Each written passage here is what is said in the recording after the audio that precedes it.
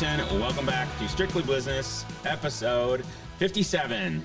57. Heinz 57. It's going to be a Heinz 57 kind of episode. I didn't think of that. Could have brought ketchup bottle. I was thinking more of the when you have a Heinz 57 mix of a dog, where it's like so many different things happening. It's that you're not really sure. I got it. We could have brought a dog, is what you're saying? No. I mean, we have Big Bark. When I say Big Bark, I say woof. Opened the show with it. All right. Fantastic. Check on all the lists of things we have to do today. We're good to go. We can, let's wrap it up. I didn't say it. You said it. Go, Blizz. All right. Well, you have a plethora of items here on the table. Plethora. I think we should start with thank yous. Yeah? Sure. Thank you to a crazy amount of people that came out to the game. That was the first time since 2010 that there's been 6,000 people at a Blizzard game. Awesome. Highest attended Blizzard game since the Blizzard have been in the IFL ever, period. So there was records to be broken. it was crazy. It was absolutely crazy. Thank you to Kids Dental, WXX, Aurora Bay Care Sports Medicine for making it possible with the laser show. Sean, who did the laser show. Oh, he was phenomenal. Everybody from game day staff, volunteers, the schools that showed up. That was an incredible evening. It was a great night. It was a great night to see all of the fans. Thank goodness they did open 5 instead of 3 concession stands. Yep. We apologize for the lines that were out there. That's what happens when you have that many people. Right. There wasn't much we could do about that. Yep. Kudos to you guys and the staff just in general. You, Ryan, Selena, especially for getting it queued up. And then the rest of the group for truly hitting it out of the park. Corralling 500 kids before the game. Yeah. Oh my. Getting them back to their seats after they were there for the fan tunnel. It presented well. We actually had some prospective owners that Todd was entertaining, and that was the game he had them tune into, so it looked phenomenal. That's awesome. And we'll be doing some more talking, and they'd be in our conference, so even better. That's cool. They'd be a close team. That's cool. Yeah, I had nothing but gratitude and thanks for the staff and to you and your husband for, it was like 8 years in the making for us to use the word sellout, and then to, I honestly didn't know if we'd get that feeling back after the 2019 laser show and the feeling of the playoff situation, and then the COVID season, the modified seating season, and then the opener was great, and then this was insane, and that's the note we left on in 2019, and that's why I believe we started doing this, was to do things like that. So yeah, it was cool. Speaking of playoffs, we're 2 games out of the playoffs, just so you know. I don't want to explain the math to me on that one, but I'm not going to understand it anyway. So. I'm not even going there. So Todd gave me that this morning. I said, what a great nugget. We lost again. He's like, you're only 2 games out of the playoffs. I'm like, yeah, that doesn't make me feel any better when we're 0-4. But okay. Oh, that was crazy. So let's break down the game just a little bit. Sure. Since it's on everybody's mind. I know it's on mine. Yeah. Frisco was definitely a force to contend with. They are and will be. Yes, and Billy does a great job of overseeing that team. The Germains and I were exchanging messages, pre-game and then, of course, post-game. But it was a lot closer of a game than I think anyone anticipated. They Especially put up 50 Billy. Points games leading up to that. Correct. They're an offensive juggernaut. So Correct. he has always been an offensive juggernaut as a coach. So. That's his focus, Yep. right? Yep. That's always his focus. So that was a huge concern. It felt really good keeping them at just 7. Yeah. And then going into the half, I thought, we're going to be tied, and then we weren't. That was probably the biggest mistake of the game. Is that sketch? I'll just leave it at that. Got it. They know what went wrong. And then we came back in the second half and did our best to come back. I really thought we had it. Yep. Before our final touchdown, when we got that penalty and we had to move back, I'm thinking, yes, run up some more time. Because as we know, 1.5 seconds can be detrimental. Faux show. Yeah. That was the only point in the game at which I watched, to be honest, with that many people in the building. I was standing in the concourse because I couldn't go in because I couldn't freaking hear. I could not hear our staff on the radio, which was amazing. So I was watching the game in the concourse because at that point I'm queuing up the laser show, getting the haze and effects onto the field, and I was watching on a TV with a couple PMI folks. So, yeah. It was crazy. Yep. It was crazy. The Resch Center folks had said they have not heard a sporting event that loud in well over 10 years at the Resch Center like that. It was crazy. They said since the Gamblers won the cup, they haven't heard it like that. And when you have that many kids and that shrill voice, we definitely made some. We made some impact on the field. There's no question that it overflowed into the field. That was cool. Really cool. So, did you watch any other games? I did not. You were kind of busy. Didn't this week. No. I saw the score on Tucson.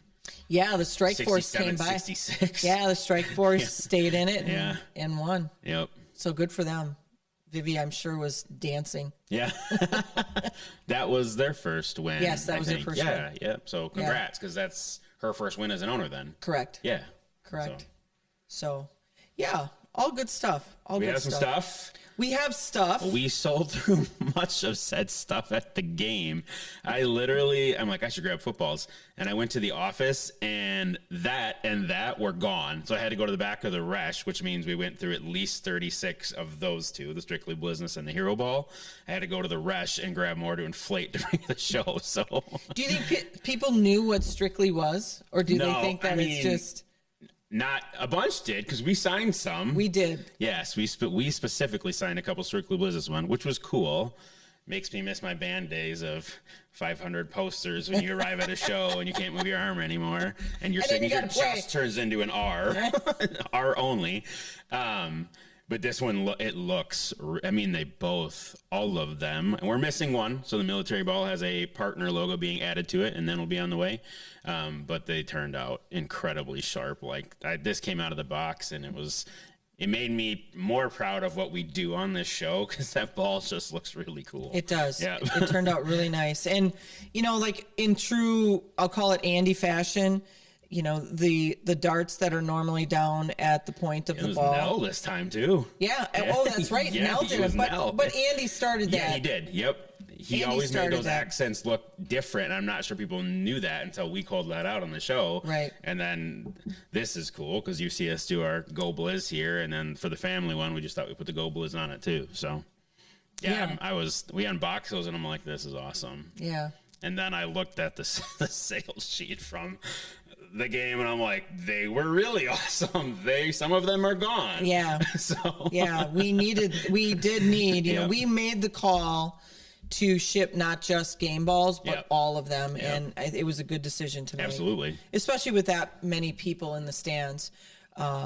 I saw a lot of our blinking out of light up stuff, which was the intent. Out of light up. I felt bad, and I was standing by Kathy on the field afterwards. We destroyed the novelty stand. There are so many extra boxes. We went through so much stuff, but we left more boxes than we came with, which is outstanding. And I texted Wondersign and our other merch person this morning. I'm like, we may need an emergency order for this weekend. So again.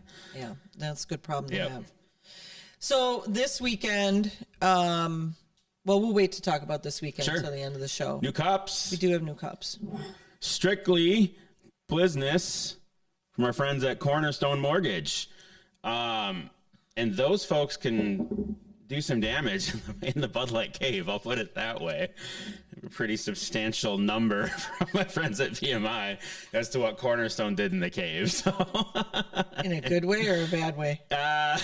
They were feeling pretty good. That's all I'm gonna say. So, shout out to our friends at Vicky and Adam Novics from Cornerstone Mortgage. So they had a blast, and the cave is functioning as intended. We have a waiting list at this point for the cave. So that's fantastic. Yep. And I noticed they got to handle the beach ball as well. It could beach ball in there. Big Mark said they were feeding our players in the cave. So we eating, baby. Let's go. Yeah, go Blizz. Oh, that's fantastic. That's always what we look for. Yep. Oh man. Anyway, all good stuff. It was a great game. Heard a lot of great comments. A lot of people that came for the first time. I got to meet. I got to meet with a couple of fans that were new and said they didn't even know about, the game until the school, their kids' school promoted it. Yep.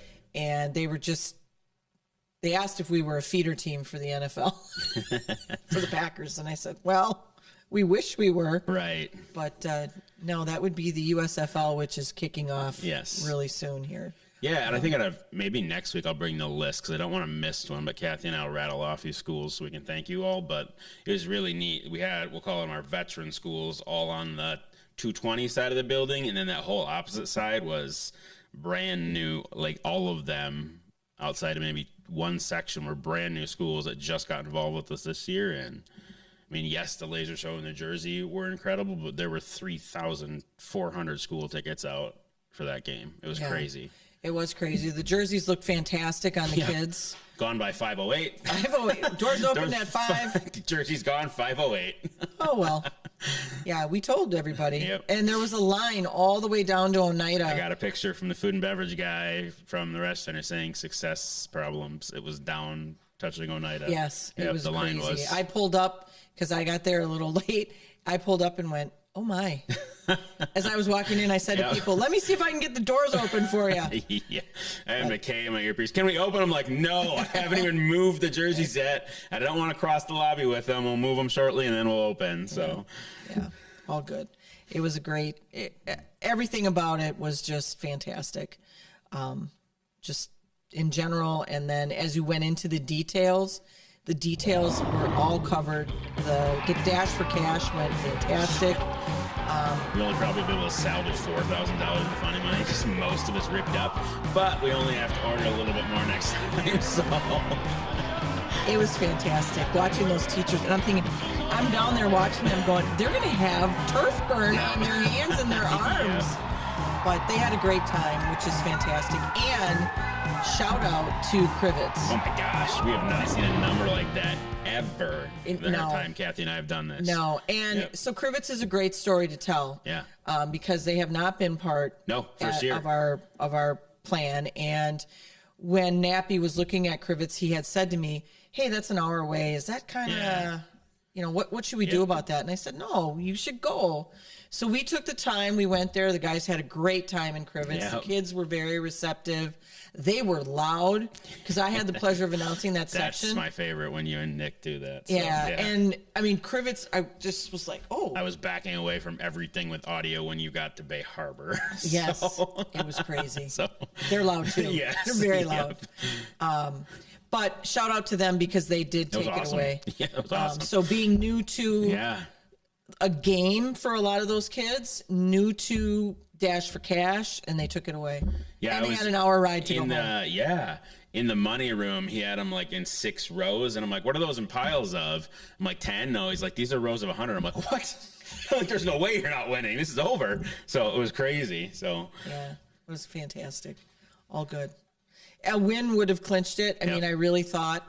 I personally think there was 0 time on the clock, but they put 1.5 seconds back, so that was enough. But whatever. We had some great catches. A catch that went into the stand with the opposing player and our player right onto Mitch's lap for the most part. Our number 1 fan, so that was fantastic. Yep. I did radio up. I was telling Big Rock, I radioed it up to Bins when that happened. I said, dude, in 8 years, I've never asked you for anything football related. Please help. That'd be a catch on the replay. We need something. Whatever you do. If it's not a catch, lose the footage. I don't know what to tell you. So. Well, that can't be the case. Nope. Like, please tell me now. And then at the end of the game, hilarity ensued because I gave Nick Vetrano a script, right? Because we set the timer knowing I need to buy a couple more minutes to, when you look at lasers, the haze is the key. It creates a ceiling on these flat beams and it looks incredible. So I knew I'd have to buy them a couple more times. So Nick was reading, to his credit, my script. And he hit this awkward pause where it says, wait for Ryan to radio down and say, go, we're good. There's enough haze in the air. So I'm shouting on the radio to Jeff Benz on the wrong channel. Well, I think you have the wrong number. with the button down the whole time, so Binns can't get a word in. I finally let up, and he's like, dude, you're on the wrong channel. And I'm like, McKay, go. It was awesome. So a minute of, why aren't we going on the wrong channel? Well, and I'm up top because I took your advice to go up top and watch because I had kids dental in the suite. And all of a sudden you see Vetrano, and we're not ready yet, so let's go for another 10 seconds. I'm shouting at Binns instead of the person standing next to Vetrano, so it's pretty awesome. So speaking of Binns, and I know he's watching, so I'm giving him a shout out. He found me to find you after the game, too. So. He found me, and I just got hi, I'm the Binns senior, and I went, oh, hey, nice, face to a name, and so that was pretty cool. And he was giving me the lowdown on, hey, you need Friday games because I have a boat.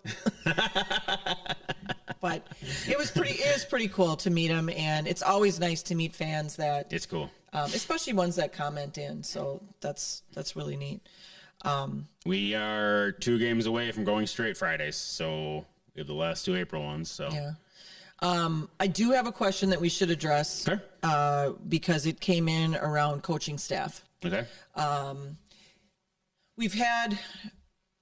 seen on the forum and I've seen just general comments being made about the size of coaching staffs. Okay. Like Billy has a very large coaching staff that he travels with that is on the field. If you'll notice, Corey was on the field the entire game. We had Matt actually up top. And that's Corey's call as head coach, how he wants to do that, if he wants Matt on the field or if he wants him above. For us, the number of coaches has historically been usually key positions have a coach. Mm-hmm. There's Matt came on as a quarterback kind of consultant coach. We've had O-line, D-line coaches separate or together. We've had coaches on DBs. Sure. We've had a special teams coach, and I saw a lot of knocking of our special teams this last game, but to me, everybody was performing better than they have been, obviously by the score and just the outcome of the game. But it's really up to each individual team as to how they want to structure their ownership. Well, that too. Their coaching staff. How they want to. I don't want that stress. How they want to. Yeah, I'll gladly hand over the. I'll know the story. How they want to, structure that coaching staff. They could have 15 coaches if they want, if their budget can handle it. We have chosen to leave that in Corey's hands. He has a budget, and however many coaches he can find, that's what he goes with. So there is no set rule. There is no set you must have or can't have X number of coaches. Cool. It's just set up for whatever the team warrants is needed. So good. I'm glad you watched those questions because sometimes I miss them especially in 3 games in a row here. I haven't been watching social media much. You've got stuff to deal with. And kids' sports are firing up, and it's about to get even. Yeah, the spring is here. Yeah. Because you got a softballer now. So. You got a softballer, a Ninja Warrior, and a soccer, and a drumliner who is playing everywhere, including a Brewer game coming up and a middle school drumline. That's incredible. So I'm super impressed with that music teacher. They are. You have to admit, killed it at the Gamblers game. I'm excited to have them at a Blizzard game. And that's not just even proud parent talk. I am blown away what this middle school group can do musically. So that's fantastic. Well, they're at a good school that's known for music. Yeah. So, yeah. All right. You want to talk about the next game? Yes. I have a prop. Okay. As we talk for the next Sounds game. good. It's kind of a comeback prop. It is. The return of Wilhelmina Wonka. There's my hat. The footballs are turning violent. Come with me. You stole fizzy lifting drink. Use your imagination, will you please? Yeah, look at we'll run all the camera. quotes of that, so it's all. So, awesome game this weekend. So, Easter extravaganza. So, pre-game, there'll be inflatables up in the Bud Light Lounge, actually. So, if you want to come early and hang out with kids, we'll have a ton of local mascots. I'll try not to miss any. So, the donut from Dunkin' Donuts, Subby from Cousins, Stubby from Marcus Theaters, Fang, the Roadie, which is the Green Bay Rockers' new one, and I'm sure I'm gonna miss some Sporty from Sports Clips, It's going to be mascot extraordinaire in the lobby beforehand, and halftime is all sorts of mascot entertainment. I love mascot entertainment. It is. So I especially loved the Dr. Pepper can this last game. Yes. Because he fell over and then he couldn't get up. It's always if they fall over. So He couldn't get up and it. Oh, I felt bad for the guy. So the Wonka bars. So there's 1,000 at the door, and that's not first 1,000 kids. That is first 1,000 people get a Wonka bar. One golden ticket is in the building somewhere, and they will take home a skee ball home arcade unit. Correct. Yes. Now they won't get it at the game. Correct. That will be Coordinated after the fact. correct. But we're really excited to have that again available through the golden ticket. Yep. The Wonka bars are actually pretty good too. They are. They are. So, just in case you want to donate one to Wilhelmina, I'll accept it, or a piece of your chocolate. So this Saturday, April 16th. So we thought, we get it. It's a holiday weekend, but it's also on the Saturday. So between Good Friday and Easter Sunday, if we're looking for something to do with the family, it'd be a great time to come out and get a shot at a skee ball, watch some Blizzard football. And then explain to me these inflatables. Do they need a ticket to get in, or they just show up? There's a line. Once you're in the building, so hopefully you're coming early. No different than the youth jersey for the 1,000 Wonka bars, and then you can just head up to the Bud Light Lounge. We'll have the mascots hanging out in the lobby up there from all the different teams and our team, of course. And then you can do that until you want at kickoff. We'll shut it down at kickoff. So. All right. Actually, season ticket holders, Nicole and Jason Bovey, they've been around well before your and my time. They own an inflatable company, and I asked them to get involved this year, and they were game. I think they'll be at the block party as well with a couple units. So that's fantastic.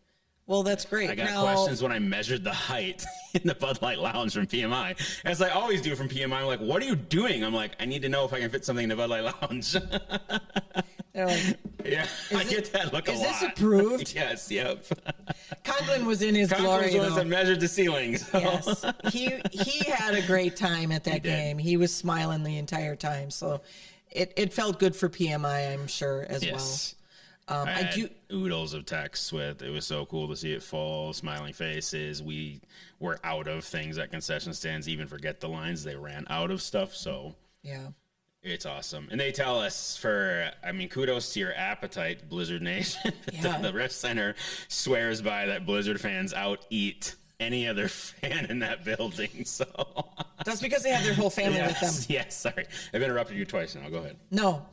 I'm okay. I'm A-okay. Okay. I'm good. You covered everything that I was interjecting. Got it. What else you got? I have a PSA. Yeah? I do. And this is more of a safety PSA than this really ticks me off, although it did kind of tick me off at times. So as you know, I sit across from Shane Brabazon. Yes. And we have... For the flags in your life, call. Brabazon. Don't fax. Call. Call, yeah, don't fax them. So we have kids that come down to the boards, and I'm fine with that during halftime. I'm fine with that pregame. But I actually had a kid, because I didn't have I had some people up in the suite, so I had some seats that were empty, ask me to move over so he could sit in my row. Do you know who I am? I looked at him and I said, no, I'm sorry, those are my seats, but nobody's there. And I said, well, you shouldn't be standing here to begin with. So here's my public service announcement, because it did happen at the game and we had to check on them later. You guys can get hurt right there. Yep. I get that you think that you're close to the field and you're going to catch a ball, but parents, your kids should not be down there during gameplay. We had two players that came into the stands. We actually had a young person that got hurt that had to get checked on that was sitting in the front row. So do not think that they're not going to get hurt and, you can see them, so it's okay. People pay a premium price for those seats down there. I had to literally pull a kid's pants back so he didn't fall onto the field during the game. And he looked at me like, what are you doing, lady? And I thought, I'm keeping you safe. But Shane and I started telling him, you need to get back to your seats. So finally, the one kid knew if he stood behind me enough that he wouldn't get in trouble. And then at one point he got really close and I swung my hand, not intentionally at him, but I almost hit him in the face. And I said, this is why you don't stand here. Don't stand here. So parents, keep your kids where you bought your tickets. I get that it looks like you can be anywhere on the aisle, but I tell you what, at a Packer game, you can't do that. Nope. You can't stand in the aisles. Different environment. Totally different. Yep. So we need to make sure that you guys are in your seats. Again, halftime, pregame. When you're throwing the snowstorm balls at halftime, absolutely. Yep. But not while there's gameplay going on. So Right. that's my safety announcement. You got anything else? Nope, I think that should do it. I have one more thing. What's your one? One last shout out. Who's it to? So I got a real cool hug and thank you after the game for the Hall of Famer himself, BJ Hill. I did too. So it was cool. He had come by and said he, in his entire 6-year career, I believe he said, he had never got to play for a crowd like that, made him miss it. Was really cool. He had given us a kudos. He said, you're the best in the business. I just want a public service announcement. I work for the best in the business. I'm not the best. I'm fortunate to get to do what I want with guidance. So thank you for that. I do work for the best in the business. So. Oh, that's really nice. But you are the best in the business. I'm going to say that because I can. Fair. And now, I mean, we have other teams wanting to talk to you. So you're not going anywhere, just so you know. I love who I work for in 99.1% of the time what I do. Okay, that's pretty good odds. All right. Should we hit him with it? Let's hit him with it. Go Blizz. Go Blizz.